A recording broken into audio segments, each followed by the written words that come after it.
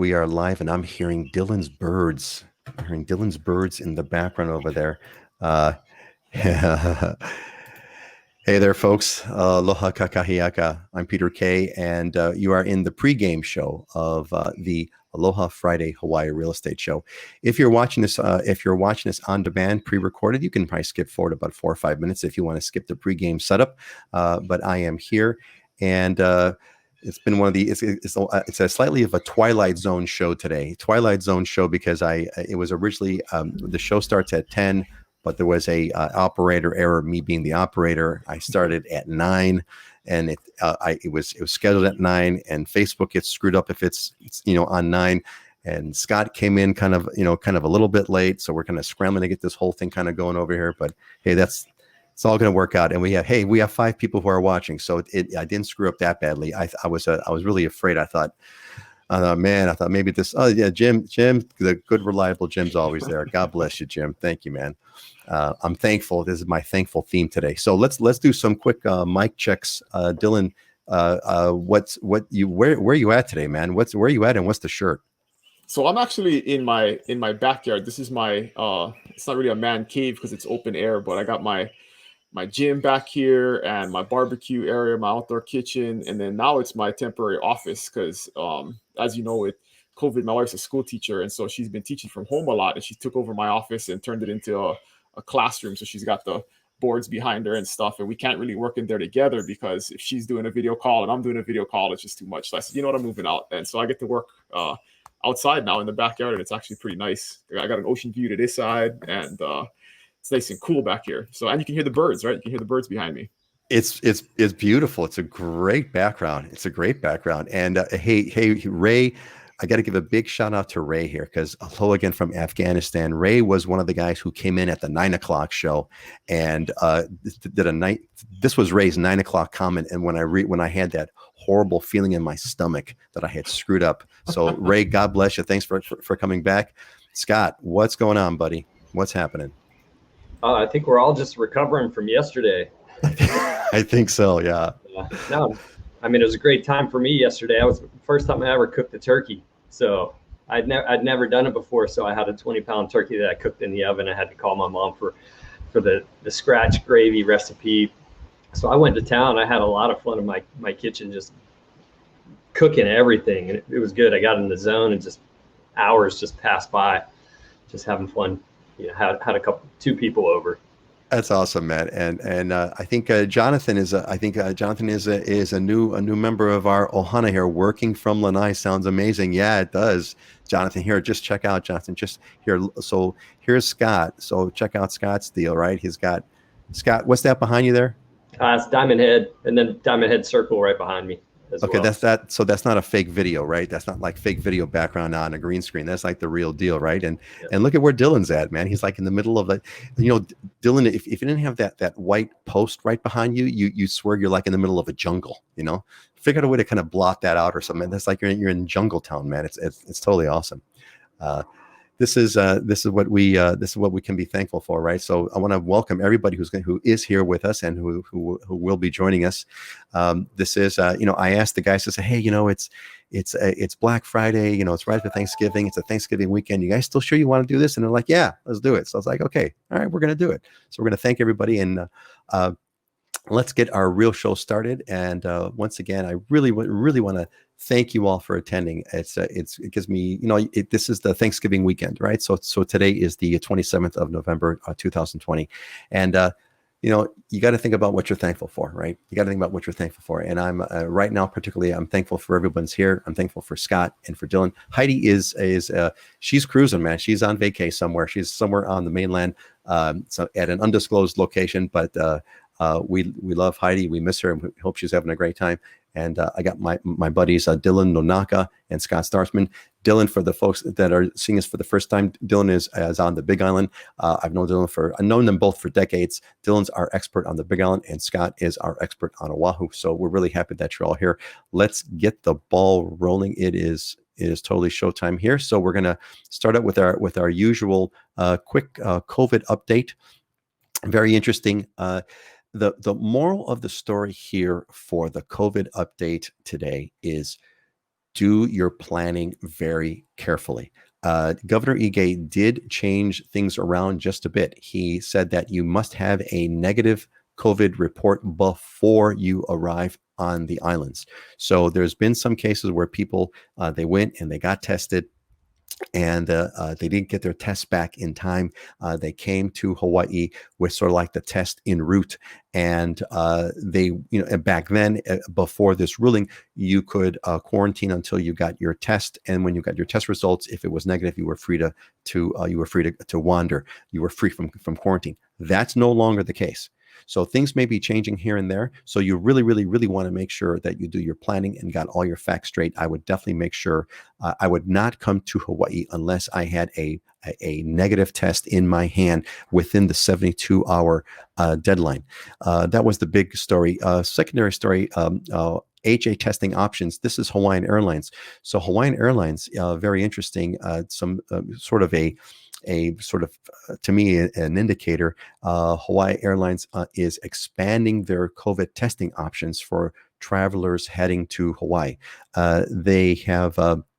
They're offering drive-through and walk-up pre-flight tests in Los Angeles, Las Vegas, Portland, and Seattle. Results are guaranteed within 36 hours.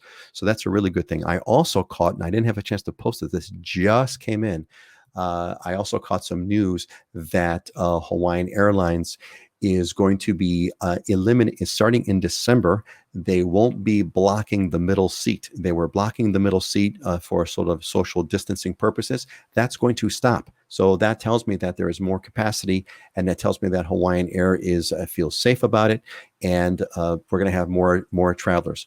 So case-wise, we're doing good. There's been no spikes. You see that graph over there. That was as of a couple days ago. But again, the moral of the story here is to plan it out. I'm just going to want to go really quick around the table here. Is there anything on the COVID side that you want to add? Dylan, let's go with you first, and then you, Scott. Anything on the COVID? What is there any COVID news on the Big Island, or anything else that you'd like to add? Not really, nothing significant. It's just I have a lot more examples of people traveling and going through the process, and it's a little bit stressful finding a provider and getting the results in time. But I've had dozens of people at this point that have come in and went through the process successfully and have enjoyed their trip and have returned back home. So it seems like this pre-travel testing program. Yeah, exactly. Really quick, Jonathan, what's the tourist traffic like right now compared to pre-March levels? It's down like 80%. Which makes it a great time to come to Hawaii, because it's empty. My wife and I went to one of my favorite spots, took a client out for lunch the other day, and it's one of my favorite spots. And normally you got to get a reservation for, it's right on the water, second story, overlooking Kailua Bay, and you just walk in at 11:45, and the place is 25% full. So I'm not taking that for granted. Yeah, exactly right. Scott, is there anything that you want to add on the COVID and COVID related news that you've discovered or have seen or observed? No, the main thing is examples from clients and from people that are coming over here. As long as you're organized and you have everything together in the proper order that the state requires, the process is pretty smooth. The most challenging part is finding those approved places to get the testing ahead of time. That's where some people are having some difficulties. Even I had somebody in South Dakota that they said that urgent care was turned into a COVID only testing, and they were charging over $800 per test. And that was like the only place he could go to get his testing that was approved. And he said, the heck with that. I'll just do the United one in San Francisco on his way here, which he did. So then he had to leave the airport, and the testing there, like I mentioned before, is in the middle of the long-term parking lot. So it's a little different, a little odd, but so finding the right testing center is the biggest challenge. Planning is the key. You gotta really plan this out. But if you do your planning right, it's all going to work out well. Thanks, guys. Let's see here. We have a quick one. Let's take a quick look over here really fast. This one is from Rhonda. Rhonda, hi, Peter. Been following you for about 7 months now. I made the move to Oahu in July. Awesome. Absolutely love the islands. I was completely taken with the absolute beauty of this land. Yes, I know. Peering up here. I had a terrible experience with localism only once. It was pretty scary. On the topic of traveling, what's the rule in going between islands? Is it still negative COVID test prior to traveling from Oahu to Big Island? Is there a 3-day quarantine still? Dylan, what's the scoop with? Do you know what the story is with inner island travels from Oahu to Big Island? My understanding is there is no restriction right now inner island. Okay, there is no restriction. So Rhonda, what I would recommend is, again, do your research. There's a couple of Hawaii. There's like the Hawaii Visitors Bureau has a good page. You want to go to the Hawaii Department of Health site, and again, it's all about planning because it could change tomorrow. I know that Kauai was talking about they wanted to have the quarantine happen after you go to Kauai. So it's, again, planning is the key, but I think it's pretty straightforward. Okay, thank you, Rhonda, and go ahead, Scott. I would probably say that's the one confusing thing to me and to everybody is the counties seem to be able to do a little bit different on their own, and that's where some of the confusion comes in. I had a buddy of mine who had someone cancel on their vacation rental in December because they were like, you know what, this is too much of a pain to go figuring out this process and try to get everything straightened out. So that is my one concern is, to me, it should be more uniform across the state, but I understand the reason why not. If Kauai has no cases and Oahu has 100 per day, then you probably do want to have some kind of different rules. Yeah, it does. That idea does make things confusing, but yes, certainly. Certainly, there's good reasons to have it different, though it's more confusing. But like you said, Kauai and Oahu couldn't be more different. And hey, thanks, Jim. Jim reminded me I told him to bring this up if he attends the show. So, in the light of this is the Thanksgiving weekend show, he says, Peter, just a quick reminder: don't forget to bring up what is the main entree in Hawaii on Thanksgiving. Thank you. Well, let's hit Dylan, who was born and raised on the Big Island. Dylan, what was the entree, local style Thanksgiving this weekend or yesterday, I should say. So this weekend, because it's COVID and we kind of restricted the Thanksgiving gathering to just immediate family. Normally, I have a much larger gathering at my house, 30 plus people. I invite all the orphans. My military friends or clients that don't have any family here and stuff. So we didn't get to do that this year, but it's a pretty diverse menu normally where, because it's somewhat planned and people bring different things. So my family, they all kind of have, my mother-in-law makes stuffing and my auntie makes her famous candied sweet potatoes with marshmallows on top. But this past yesterday we did pretty much a traditional Thanksgiving with just turkey and ham as the main dishes, and then all of the traditional sides. But we of course always have some other stuff thrown in there, like somen salad, which is Japanese, or my other auntie makes ogo, which is like a seaweed, a pickled seaweed, which is kind of a tradition. We always have that too. So just kind of depends on the gathering. This one was a lot simpler. We still probably had 15 different items on the menu, but it was a lot simpler. But the big difference was I smoked the turkey this year, and that was outstanding. So I probably won't ever go back to making a turkey a normal way after smoking it. So pickled seaweed, I think that's what stuck in my head, was pickled seaweed. Yeah. I guarantee you there's no place in America other than Hawaii. There was no table in America other than Hawaii that had pickled seaweed on the Thanksgiving table. Garen's Ballbearan. Scott, you cooked a turkey for the first time. What else did you have on your table that that's sort of like Hawaii specific? Nothing. I went straight traditional. I was just focused on getting that turkey right. I couldn't think about anything else. Maybe someday I'll graduate to emu and a turkey or something and, putting it in the ground. But no OPEs, no nothing. No. Damn it, no opihis. What's Thanksgiving without opihis? Everybody, opihis are they're. Let me can zoom in over here. Opihis are these little tiny mussels, clams. That cling to the rocks. They're little tiny ones, and they're kind of roundish. They're snails. That's it. They're snails, and they cling to the rocks in certain places, and you have to kind of go there and pick them. And they're tricky. They only kind of go in kind of where the surf is rough, so it's quite a challenge. And they're quite a delicious, like an escargot. That would be the way I would characterize it. So we did something really, really different.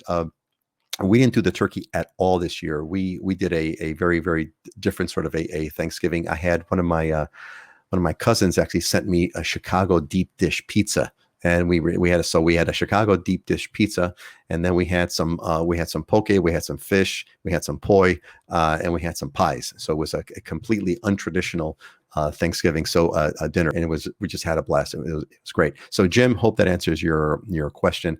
Rhonda, yeah, you're very welcome. Thank you so much. She says, I greatly appreciate all your info. After being here now, I'm so excited to explore all the islands. Yeah. Rhonda, it's a great time. Enjoy yourself. It's a wonderful piece. It's a wonderful place, and the islands are amazing. You can spend the rest of your life exploring and not really even kind of scratch the surface. There's so much to go with. And our old buddy Ralph is working with Scott and with Dylan. And Ralph says we're a week away from flying. Stressful is an understatement. We have a test appointment finally, and have all our masks and other COVID precautions ready. We're hoping the arrival will go smoothly.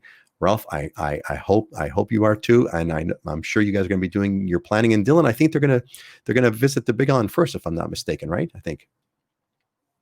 think was the plan was they were going to land in Oahu, but they were going to make a trip over. All right. So yeah, we've been talking. Well, yeah, Ralph, we're looking forward to seeing you, buddy, and you and your wife. That should be a lot of fun. Hopefully, I have a sense you folks are going to be over planning, if anything. So I'm sure it'll turn out well. Narida Lopez, Peter, is the job market still difficult in Hawaii? Great question, Narida. So I actually asked an employment agency that very question just last week. So your timing is perfect. Here is the simple answer on the job market. It's yes and no. The yes difficult part is the typical jobs like restaurants and service industries and hotel jobs and all those ones that have been kind of shut down due to COVID. Terrible. There's a lot of people that are unemployed. There's far more people looking for jobs than there are jobs available. So from that sense, the job market is terrible. However, if you have a highly skilled and rare, if you have a rare skill, a rare and high skill that is in need in Hawaii, that is in demand, that might work out well. So it really depends on the given person. It depends on the situation of whether or not the job market in Hawaii is good or bad.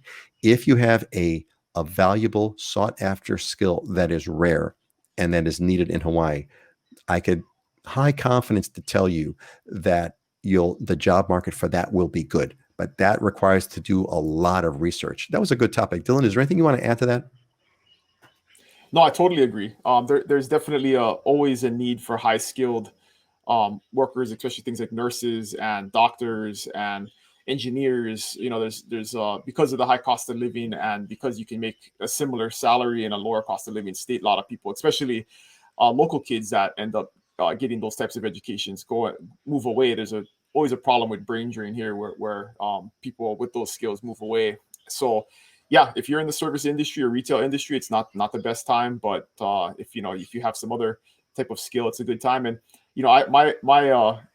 it sounds like a joke, but it's serious. My advice with people looking for a job here is if you just show up and you can pass a drug test, you probably be in high demand. So you just got to show up and work hard and be a good person, because a lot of times it's hard to find work to show up. That's a classic Dylanism, man. That's a classic Dylan line there. And I realized I was wearing my blue blocker lenses, which are okay, but there's too much glare, so I took them off. I don't need prescription lenses; they're blue blockers. Anyway, yeah, that's a classic Dylan line. If you could trip and pass a drug test. Scott, what's you want to add? Is there anything you want to add to the conversation? I mean, you're exactly right. The biggest challenge my family's had on the Big Island all these years is always finding good employees to work in the restaurant and stick around and not jump around, leave, surfs up, don't show up for work. That's always been a challenge on the Big Island for some of our stuff. So yeah, I mean, it's obviously the restaurant, retail industry, hotel industry is hurting right now. Yeah, they're in bad shape.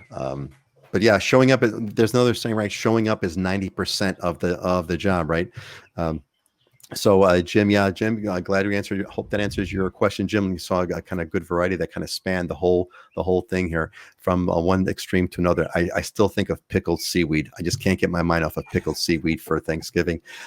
So Ray says, hey, for Scott, Waikiki Banyan, any update on where they stand in regards to Bill 89 and their way ahead for short-term rentals?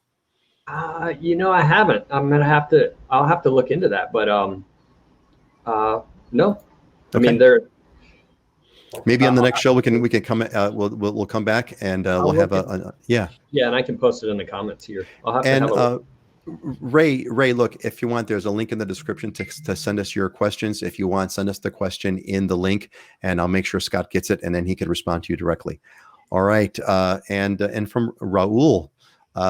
Thank you all for the great information. Job transfer came through, and I should be on Oahu for the start of 2021. There you go, man. And you got the sunset profile picture there.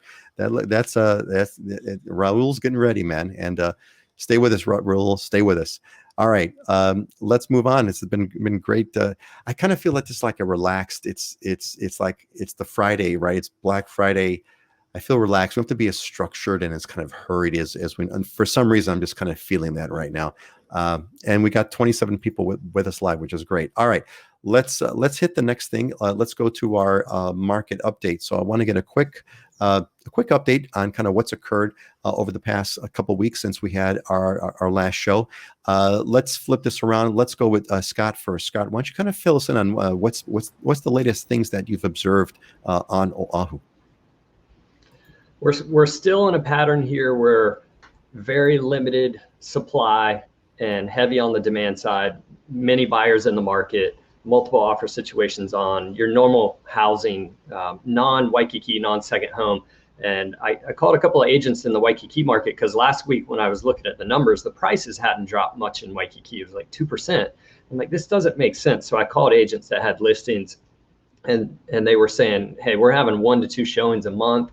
One brought one up in Waikiki Pavilion, which is a good building down in Waikiki. And he said, yeah, we were trying to hold out on our price, and somebody dropped theirs by 30 grand below what the last one had sold, and finally got it into escrow. So that's where the pain is in that Waikiki area. So the deals, if you want a deal, that's where you can have it. Now, if you go out to rural Kania, there was a couple of townhouses that came up for sale there, and they had 16 to 25 offers between those units. So completely different marketplaces where you have your, regular living, your workforce housing and living and whatnot is really busy, both on the townhouse condo side and the single family home side. In fact, we have 4 out of every 10 homes that sells is being bid up over the list price. Wow. It's still busy, and it will be through the holidays. I don't think it's going to slow down. We have warm temperature all year round here. So we don't hit those lulls like you would in the mainland, where people during the wintertime aren't doing showings as much. You got snow. We're fairly consistent. We'll slow up during the holidays some, which I actually think is a good time to come on the market for sellers, because you have even less competition right now. And then I don't know why it is, Super Bowl Sunday over here for some reason, right past that, we start to pick up through the summer months all the way through the summer.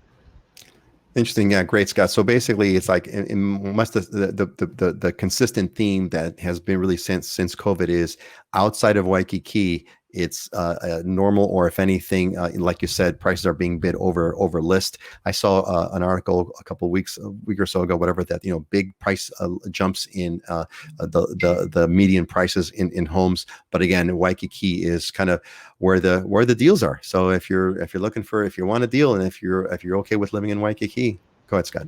And I would say this too, is I'm actually looking forward to the day where we don't have the economic stimulus coming in, or some of the economic government help, because I look at this in a couple of ways. Older people are probably not moving out of the home and into a condo right now. They're just going to kind of sit in place, let these things pass through. So you lose that segment of sellers coming on the market. And then anybody that's remotely in trouble, if they're getting assistance right now, they're going to sit in place too, as long as they can. So I almost kind of feel like there's this the unintended consequences. The restriction on supply and the lowering of interest rates has increased the buyer demand. So it's really thrown things out of whack a little more than normal. Spoken as a true libertarian, a free market fan, which I am, a free market libertarian kind of a fan. Dylan, what's the update on the Big Island? And actually, while you're doing that, Dylan, blend in the answer to Rhonda's question for Dylan. If we purchase land on the Big Island, how long is the process for obtaining permits for building a home? We've talked about that as well. So Dylan, hit the market first, and then we'll come back to Rhonda's question.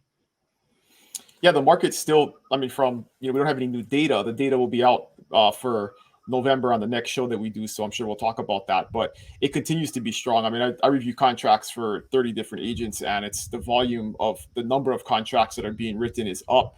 The amount of contracts that get accepted is down because of the competition, like Scott is talking about. And it's worse on Oahu. It's not as bad on this side, but when a well-priced home comes on the market, almost guaranteed there's going to be multiple offers. So we're seeing a lot more multiple offers than we normally see. And some of them, I just got notification this morning, an offer that I wrote 20 or 35,000 over asking price was beat by a cash offer that was higher. So, it's wow. It's an interesting. How many times does that? It was a very How often low, does that happen? And this How is often does that happen? Well, it happens, but this was a low priced home, I think, and this is a strategy I'm seeing. I haven't really seen this in the in the last 5-6 years. Is it seems like some people are coming on the market deliberately, significantly under market value, maybe 10 or 20,000 under market value, which causes a frenzy, and then ends up bidding it up way above market value or what you normally would come on the market for. And it seems like it creates a lot of chaos because you make it 10, 15 offers. But, in this situation, it worked. I mean, they came on under 400,000 and the house needed TLC, nothing special, but there's just nothing on the market that's livable for under 400,000 right now. And so that's going to get bid up probably, 40, 50,000 over asking price, which is more than what they probably would have got if they just came on right around asking price. They might have got 5,000 over, right? But they're going to, because of and then what they do is they restrict showings to like 2 days. So everybody's there at the same time, right? Which causes that psychological factor of, I got to make an offer and I got to come in strong. So it's like they're creating like an auction, kind of an auction frenzy, right? You kind of start, you start bidding for $1 and then you work your way up. And by the time you know it, you're way over what you would normally ask for. Yeah. It's kind of like that Black Friday thing, right? You see everybody else there. So you go into a frenzy and you just got to buy everything that seems like it's a deal. So. Okay, so the building permit question. So, that depends on how complicated your plans are, but I would say plan 3 to 6 months. I'm hopeful that process gets better. Of course, politics always has a effect on these things, and the mayor that we have coming in that is going to be taking over here in December is a much more reasonable, pro kind of consumer mindset. And so one of his platforms throughout the process of running for mayor was that we have to get the planning department more streamlined and more efficient and stop doing things like, one of the things that they do, which slows the process down, which is very frustrating, is they will review your plans, find something that's wrong, kick it back to you, tell you got to fix it. You'll fix it, you'll resubmit it, 30 days go by, they start the review again, and they find another thing that's wrong, so they kick it back to you. And so one of the things that he wanted to do, which I think is going to help the process, is the department gets one bite at the apple. So you go through and you find everything that's wrong with it, you respond with everything that's wrong, instead of going back and forth with a builder or an individual who wants to build and having them have to resubmit 2 or 3 times, which really slows the process down. But the other thing that you got to consider too is it's busy right now. And so to get an architect and to get a contractor, your plans may get approved, but then getting somebody to do the work in a timely fashion could also slow the process down. So I always tell folks, plan at least 12 months. If you're gonna buy land and build something, just conservatively have a plan that it could, if it happens sooner, great. But if it, you got to have a plan to at least spend 12 months plus on the process from beginning to end to build a home. And and we had touched. We've had this discussion on earlier episodes where we talked about build versus buy, and I think this is, to me, just saying it the way you're saying it, Dylan, is a really good case to say, you know what, maybe you want to kind of try to find the house that's already built, that's got what you want, that has pretty much everything there, and you could always kind of make some changes later, but try to find a pre-existing house that's ready to go as opposed to building from scratch. Although it is fun to think about building from scratch, right? I always you get to kind of have what you want out of that. Okay, let's see. Scott, you want there's something you want to throw in there? Yeah, one thing that people need to think about right now, especially in Hawaii, and I'm going through it, and I've been going through it, so I may have a few gray hairs in here, but lead times for anything is taking longer. What used to be a 6 to 8 week lead time for me to get windows ordered and get them shipped here is now 10 to 12 weeks. I even ran into an issue 2 days ago where we're ready to go pull our countertops. I purchased the countertops a month and a half ago. We put them on the side, tagged them at the shop. My installer went to go pick them up the other day, and they had given them away to somebody else. And I'm like, wait, what? How does that work? So now I'm trying to figure out, okay, when are you getting this in again? Oh, another 5 weeks. Okay, are you paying my carrying costs on this home? Like, you just totally train wrecked my design idea here. Oh, how about you can use that one over there? And I'm like, no, that's not how this works. I about lost it. But people need to be aware that even with renovations, I've had a couple of people looking to do quick renovations once they buy the home to be able to get in. And the lead times on some of these materials are significantly longer. If you go to order appliances now, you're 3 months plus out because a lot of the factories had to shut down and the demand increased during this COVID timeframe, and they're all backlogged. And then you add on to it the fact that you got to ship it out here to Hawaii. It takes longer. Yeah, I don't know if it's like a only in Hawaii story that you gave us, Scott, but it feels like an only in Hawaii story. Yeah, we had your cabinets, but we gave them to, and he probably, I'm just going to guess here, speculate. I'm going to give it because it was a family member who needed to get their counters done. And so I just took your counters and gave it to them. It sounds like a Hawaii story. Maybe not. I'm not too sure. Oh, it happens often. That's okay. Why construction over here, I pull my hair out sometimes. I'm just like, how do I pay for something? That's my product. You just gave it to someone else. It's like, well, see, that's why you got to get a haircut like Dylan's so that you can't pull your hair. He's going to keep his hair a lot longer. So Rhonda, I hope that answers your question. I hope that gives you some additional things to think about. And that's what I really love about Dylan and Scott. It's kind of been fun. We've been doing this for a long time now. Even before we did the show, we used to have these conversations on once a week or so. And so it's really, you're getting a great expertise. Really, you're seeing how really knowledgeable that these people are. And I'm just so glad to be a part of it. Hey, you know what? It feels like, again, it's like I'm feeling in a relaxed week of vacation mode over here. So we're just going to keep taking these questions. So folks, look, those of you that are here, you get priority with the questions. I've got a whole stack of questions lined up on the slides, and we're going to bring those questions up, quote, time permitting, but your questions come first. So anything you'd like to know, bring it up now. And I'm going to bring up Bernard, who's been, before Bernard, real quick, Ray. Yeah, Ray will do. So Ray, we'll see you send Dylan your question on the form, and that'd be great. Oh no, wait, I'm sorry. Ray's question was for Scott about the Waikiki Banyan, right? Yep. That's it. Thank you. Send your question to Scott, and we'll definitely pick it up. So Bernard's been on the show a few times before. And Bernard, I think you've changed your profile picture, if I'm not mistaken, over here. I think I recall you having a different one. Anyway, Bernard says, don't ask me how I remembered that. How would I remember someone's profile picture changing? I don't know. Must have been a distinctive one both before and now, Bernard. Anyway, how's the crime rate trending so far in Waikiki and Kakaako, Honolulu in general? Scott, what's your sense? My sense is like, well, right? Okay, go ahead, Scott. Yeah, I haven't heard anything. There hadn't been anything on the news regarding increasing crime, and there's less tourists here, so there's, less interaction with people. You have more space, and we're at what 25%, of the pre-COVID levels with tourists. So. Yeah, that's my sense. And look, there may be, and Bernard, you may need to kind of go and dig up some actual facts and figures to kind of see what's happened with the crime rate. But Hawaii in general is a very safe place. I saw some articles way back about we had a higher than average a petty crime rate, but that was, I think, dominated by tourists getting their cars broken into. That was the primary thing. But violent crime, those sorts of things really does not happen. Hawaii, generally speaking, is a really safe place, kind of no matter where you go. In fact, I remember when I first moved here, and there's a neighborhood on Oahu, Kalihi, which has the local reputation of being kind of, quote, a rough neighborhood. And I'm like, dude, I'm from Chicago. Let me tell you what a rough neighborhood is. You have no idea what a rough neighborhood is, and I ended up living in Kalihi for several years and absolutely loved it. Another question here from Jonathan for Dylan. Dylan, do they restrict short-term rentals on the Big Island at all? Are they only allowed in certain towns or areas? Yeah, that's been a big shift back and forth. Or what's the current scoop with short-term vacation rentals on the Big Island, Dylan?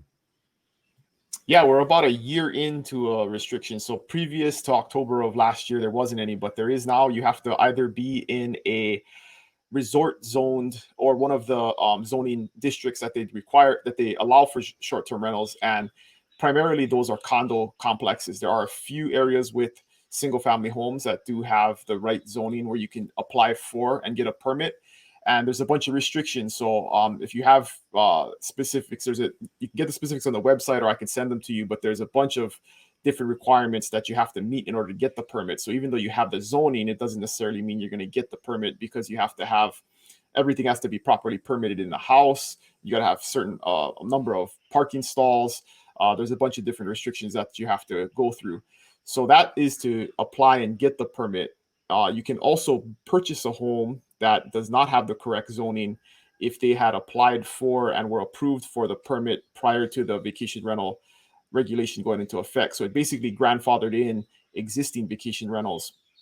And those homes you can continue to rent and renew the permit every year until somebody gives it up. And once you give it up, you'll never be able to get it back again. So that's the other way to kind of get around it. But those homes are coming on the market as a premium, and there's not that many available because in general, less than like 5% of the homes have that permit. So you're just not going to see that many on the market at any given time.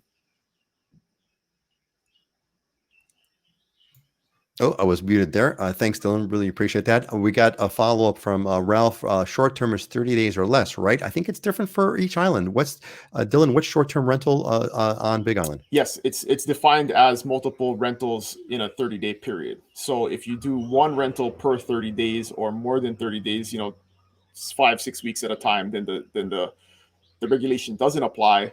The other way you can get around it is if it is a property where you have kind of a multi-unit situation where you have an ohana or an upstairs or a downstairs, and you have someone living on the property permanently, then it becomes a quote-unquote hosted rental, and then the permit is not necessary. So you can short-term rent, or even if you live in the home and you're renting out, a bedroom like the traditional Airbnb style where you're doing a bedroom or another unit in the home and upstairs, downstairs, something like that, then you don't need the permit. It's only if you're renting the property out completely. So if it's an unhosted rental where the entire property is being rented out, then you need the permit.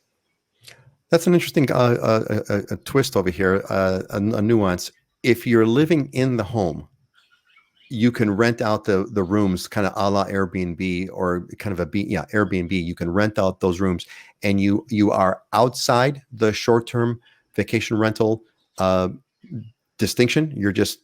It's okay to do. Okay. But as soon as, so basically, so the trigger is a short-term rental is when the entire property is rented out for under a 30-day period and multiple times within that 30-day period. So in other words, if you just rent it out once in 30 days and then you didn't rent it out, let's say you rented it out for 2 weeks, and then you waited for 30 days to rent it out again, that would not be considered a short-term vacation rental, correct? Correct. Yep. And there's one more nuance to get around it, and that's if the home is your primary residence per the IRS, and there's a bunch of tests that will qualify your home to be your primary residence. But basically, if you're living in the home 6 months plus 1 day out of the year, and there's a few other criteria that you have to meet. But if the IRS recognizes it as your primary residence, you can then short-term, then the bill doesn't apply either. The regulation doesn't apply. So, if you're living in it 7-8 months out of the year, and then you live somewhere else for 3 or 4 months and you want to short-term rent it during that time period, you can. Okay. All right. So that's a It's interesting. Scott, what's the short-term vacation rental sort of rule set on Oahu? Yeah, it's 30-day minimum for residential zoning.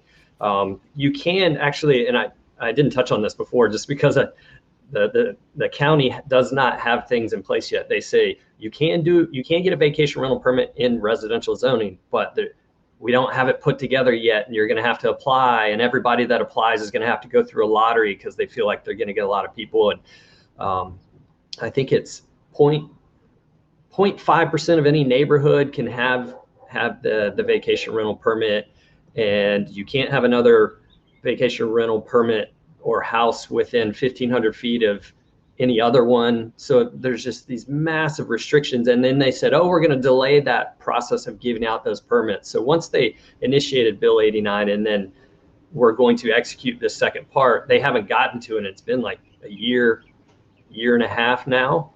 And they said they were going to delay it again. So eventually you'll be able to do something in the residential area if you can be one of those few people that can get a hold of that permit. And then there's just a ton of restrictions on what you can do.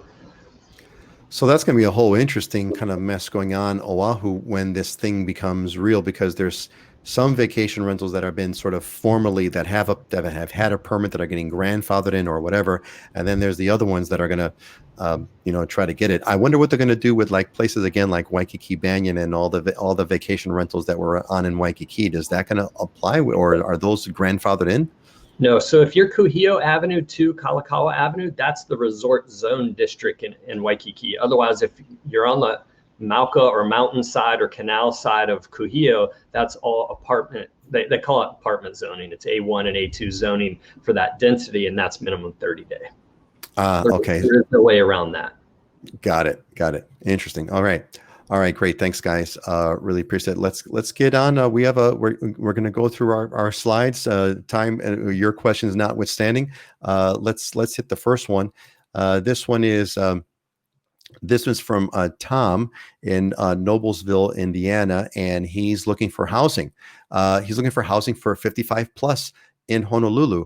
Any suggestions? So I'm going to assume that, outside of regular homes, which are perfectly fine for 55-year-olds, maybe Tom is looking more for retirement communities, kinds of places. So Scott, what's as someone who is now over 55, this is a particular. I also have a selfish interest in this. What's the deal with? What would you say to Tom, who's looking for presumably retirement type housing?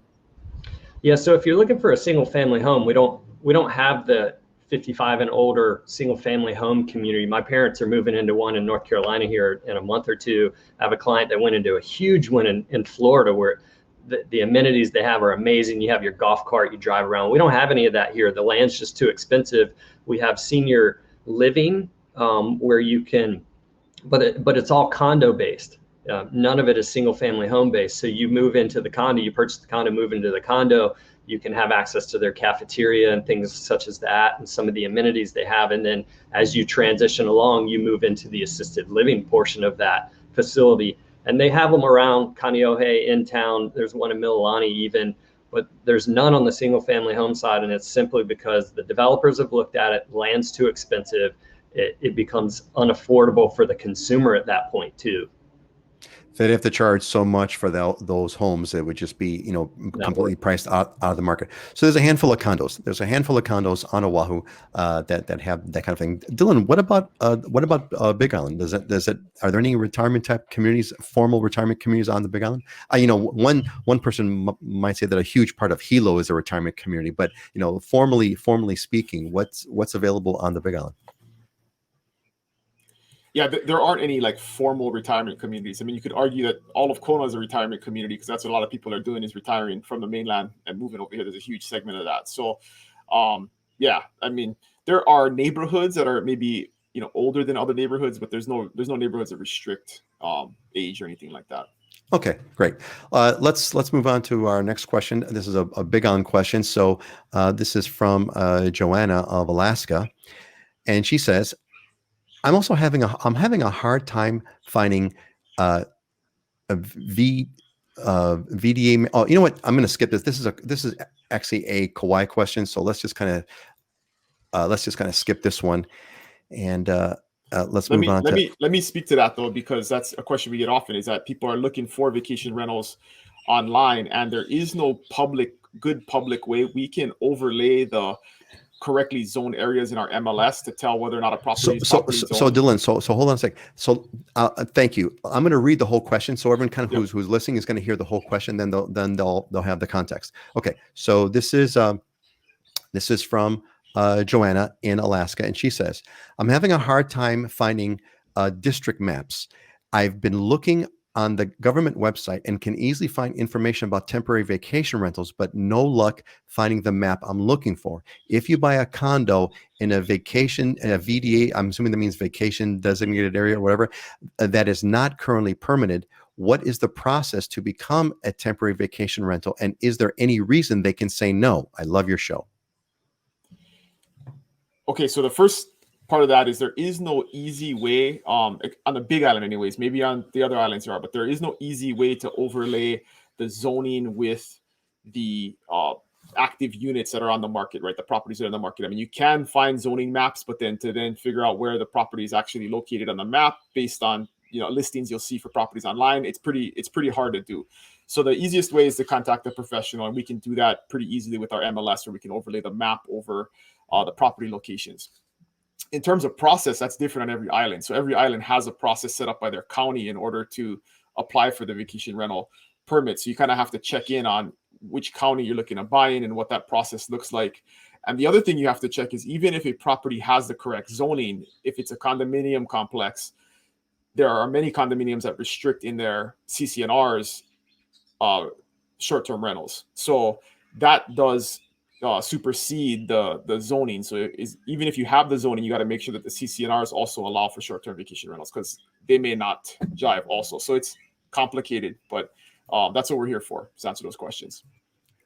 I'll say the moral of the story is make sure you work with a professional who knows what they're doing, and that's kind of where you want to go. Scott, is there anything you want to add to that? Yeah, not mapping wise, but we don't have it on that way, and because the law Bill 89 just changed a year ago. What I did was help the company in creating. We actually have a web page for all the active listings, and it basically just pulls from those areas. And I also have basically a short-term rental guide for buying a condo and what you need to know. So if anybody ever needs it, we can make that available.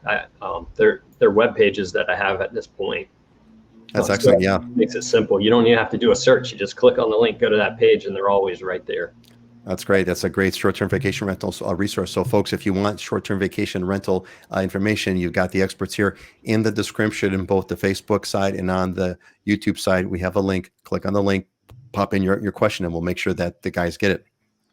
Okay, I think it's we've got about 17 minutes to go. Why don't we kind of make sure we get our diamonds and deals into the show, and this way we'll have plenty of time to talk about other stuff. Real quick one here, Stargazer. Yeah, happy Thanksgiving, Stargazer. I'm thankful and happy that you're here with us. Diamonds and deals. So the idea again, for those of you here that are here for the first time, is aspirational properties. I've asked Dylan and Scott to put together properties that they think are either diamonds, which is like amazing, incredible properties, or deals, properties that have a really good value, and sort of some kind of in between. So let's move to this one. So Scott, tell us about what you got here with the Hawaii Kai townhouse. Yeah, so I've showed Kailua, I've showed various different areas, and I've never shown Hawaii Kai, and this one was a good one. I like this one. This is Colony Peninsula, which is a gated community in the heart of Hawaii Kai. And Hawaii Kai, if you're not familiar with it, was developed. It was basically marshland, and Henry Kaiser in the late 60s built out the marina area and turned it into what is Hawaii Kai today. And it's about 30,000 residents. You have a Costco right on the water, some different shops that are on the water there as well. This one's pretty much in the heart of things. It's a 2-bedroom, 2-bath, 2 parking, almost 1,300 square feet in really good condition. Like I said, gated with a lot of amenities. You got the pool, the jacuzzi, the workout facility, some walking paths within that gated community, but it's listed at $655,000. And I think it's a great place if you want a little bit of space. Newer build. It was built probably about within the last 10 years and in a good location in Hawaii Kai. Scott, is that in the that building complex that's sort of on the lower part of the screen? Is that the Correct. where this unit is located? That's correct. Got it. That lower Got it. left building. Awesome, great. Well, thank you, Scott. At these days, 655 is a pretty good price. Pretty good price for pretty good price for Oahu. And I hear Dylan chuckling over here, as because he knows. All right, Dylan, let's move to the other wild side there, Miloli'i Beach House. What is it? Yeah, so Miloli'i is a old fishing village in South Kona, and it's somewhat remote, but there's a little community there that people absolutely love. And this is a little 2-bedroom, 1-bath, like 900 square feet, a great wraparound lanai. It does have an approved short-term vacation rental permit, so it's not properly zoned, but the owner was renting it prior to the law going into effect, and applied for the permit and was granted the permit. So it produces in a normal year like 25 to 30,000 a year in vacation rental income. So pretty good property to rent if you were looking to do that. It's funny because there are people that come to the Big Island and want to stay in these really remote communities. This is about an hour away from the airport, Costco, the big box stores and stuff like that. It is about 30 minutes away from like regular grocery stores and stuff like that. But cool little community, short walk to the beach, very rural, but it's a cool spot if you want to check out South Kona. Great fishing. It's a fishing village, so the fishing outside of the shoreline there is amazing. That's what I was going to ask you. Isn't this is somewhat of a famous, it's like the last fishing village on the Big Island. There's like a history behind this place. Is there not, Dylan? Yeah, there's and there still is there's the beach lots, which is where this home is located, where it's like residential fee simple property. But then to the south of this, on the way to the boat ramp, we call it Miloli'i Village, but it's state lease land that Hawaiians, the Hawaiians that have ancient ties to the land still live on. So yeah, it's one of the most famous fishing grounds on the Big Island in South Kona. So if you like fishing, it's a place you want to be. That's what I thought. So what's the vibe like there with Miloli'i? You've got that native Hawaiian kind of fishing village that has been there, for centuries, for generations, and then you've got sort of like this other kind of stuff. How would you characterize the vibe there, and what kind of a person would really like that kind of place? Like I always say, it's your attitude more than it is your heritage, your skin color. And I've sold a ton of property down there. I always joke to folks because some people, some realtors want to turn their nose up and say, I don't go to Miloli'i to sell property because it's so far away. But when I was young in the business, I took over a bunch of listings from an agent that was retiring and nobody wanted. And a bunch of them she was the queen of South Kona. So a bunch of them were in this area. So I built up a lot of business, a lot of friends in this area, and have sold many, many homes, most of them to outsiders.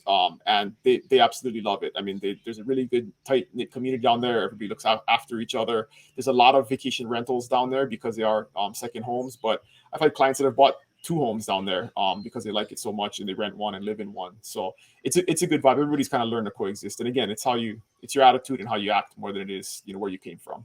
It's that classic local community, that classic local tight-knit community where the people that are still there are those that figured out the secret of what it is to live there, which is to accept and to, there's a million things we can explain in 1 minute. But that's great. Hey, thanks, Dylan. That's great. Is there anything else you want to add about the property? No, that's it. But all right. Fully furnished, turnkey ready. So wow. Photovoltaic on the roof. I mean, ready to go for $319,000. What a man. deal. That's it is, man. That is a deal. Hey, Scott, we had a question from David asking about. I was going to ask the same thing. How much are the HOA dues, maintenance fees, etc., Scott, on this townhouse? Scott, you're muted. We can't hear you. Yeah, they're in the 600 range. Pretty much all the townhouses in Hawaii Kai. They're newer and they're bigger and they have a ton of amenities. You think of it and they pretty much have it. Putting greens, the whole 9 yards. And they usually run in the $600 to $900 a month range. This one's more in the $650 range, which is on Excellent. the lower Thanks. side for Hawaii Kai. And there are a lot of amenities in there too. So there's a lot of amenities in there.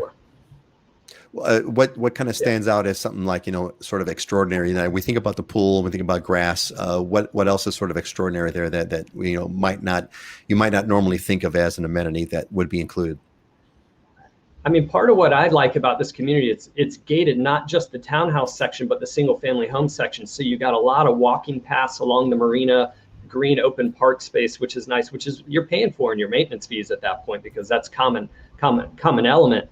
And because it's gated, you don't get people coming in here. So you have more privacy in that capacity and more open space and walking paths. But they have multiple pools, multiple jacuzzis, multiple workout facilities within the community that you share with the home side as well. Excellent. Thanks, guys. Okay, we got a few minutes left. Folks, if you've got some questions, this is the time to put them in. We got about 10 minutes to go on the show.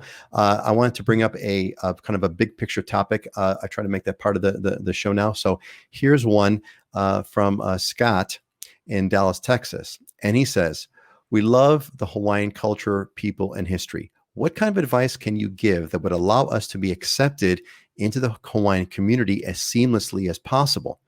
Various volunteering activities in the community and through church come to mind. Are we on the right track?"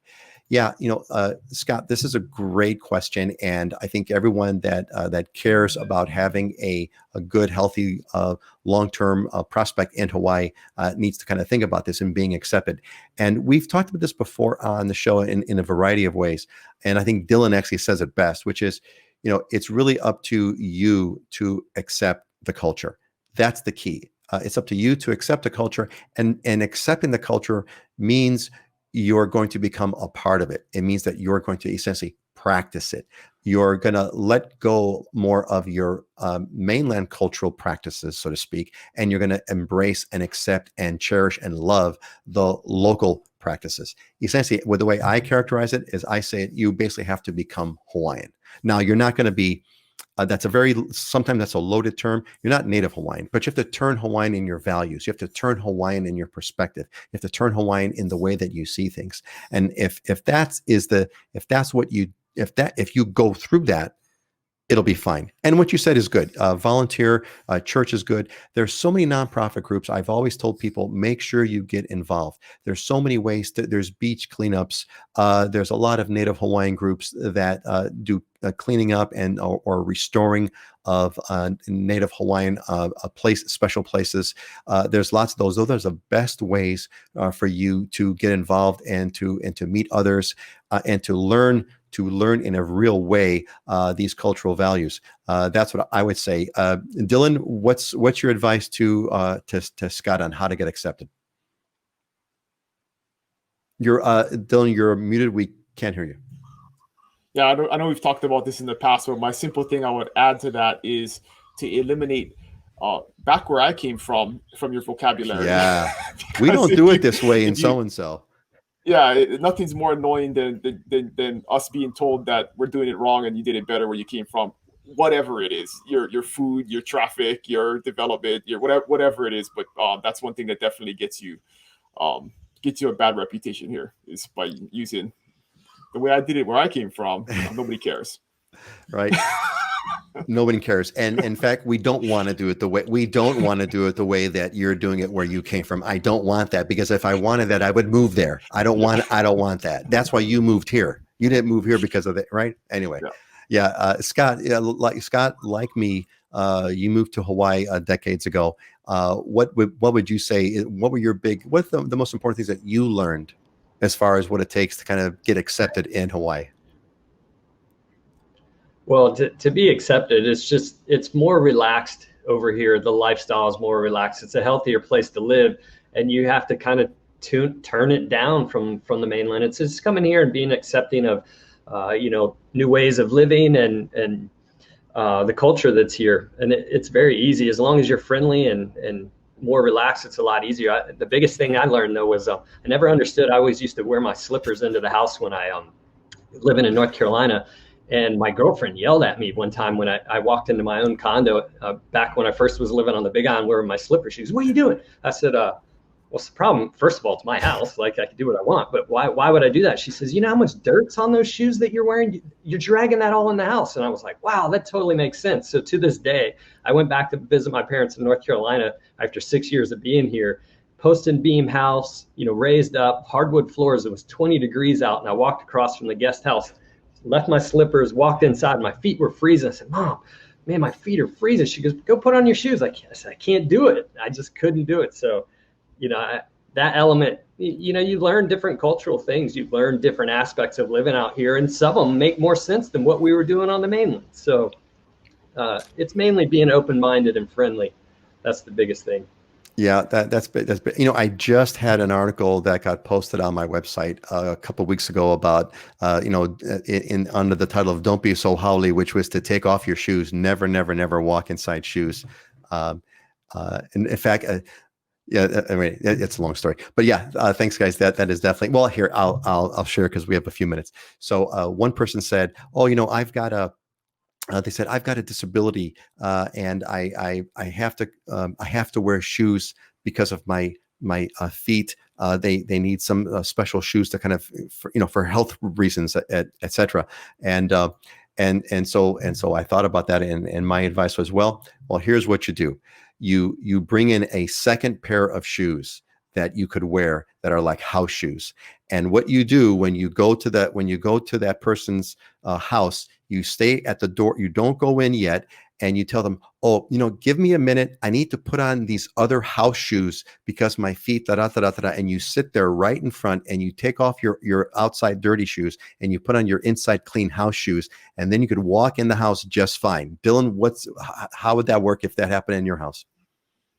That's perfect. And I'm, you know, as Japanese as I am, I actually like wearing house shoes because it's you have tile and hardwood, and the tile's cold, and sometimes, you know, with no carpet, things, unless you're mopping every day, you know, I'm really neurotic about my feet feeling dirty, and so you end up picking stuff up. So I actually have house slippers at my house. See, but you have house slippers. They don't go outside. They don't go outside. You have house slippers. You have house slippers. Different story, right? There's a nuance there. So Scott, you know, get some house slippers for when you go see your folks in North Carolina. You know, bring an extra pair of house slippers. You could wear that and still feel good about it. Cool. So we have another one here from a comment here from Stargazer. Yes, Stargazer, indeed, so true. Hawaiians are the nicest people. You know, it's a great sense of family, great values. I've always, I think the part to me that I've always, you know, loved so much is I've loved the Hawaiian value system. I really have, and it's changed my life. I think, you know what, we're almost out of time, and so there is a new segment here. This was inspired by Dylan at our last show. He threw it off at the top of his mind. He had some kind of great wisdom part, and so we're going to close with a closing thought. And this is sort of an inspirational. Leave us. You know, what do you want to leave everybody with? And I think you know, the theme. This is the Thanksgiving weekend, and so the closing thought. I'll end it. I'll go last. That'll be better. So we'll go Dylan, and then Scott, and then myself for the closing thought. Dylan, what's your closing thought? So I went to this Tony Robbins webinar. This one of his coaches put on this past week, and he had a good saying, especially for Thanksgiving weekend, about just being, you know, practicing an attitude of gratitude and being grateful for the things that we have. But one of the ways you have to do that is you have to believe that life is not happening to you; it's happening for you, right? And if you kind of flip your mindset and you look at it that way, as opposed to you being, you know, a victim of your circumstances, rather than focusing on the good things that are happening and taking advantage of those opportunities, you can really change your mindset and live a much happier life. But I'm always always big into gratitude, not just during Thanksgiving weekend. You know, it's important to be grateful for what we have. So that's a great line. So what was that again? Life is not happening to you; it's happening for you. Correct. I love that. That's a great. Yep. That's a great line. Thankful indeed, Scott. What's your closing thought today?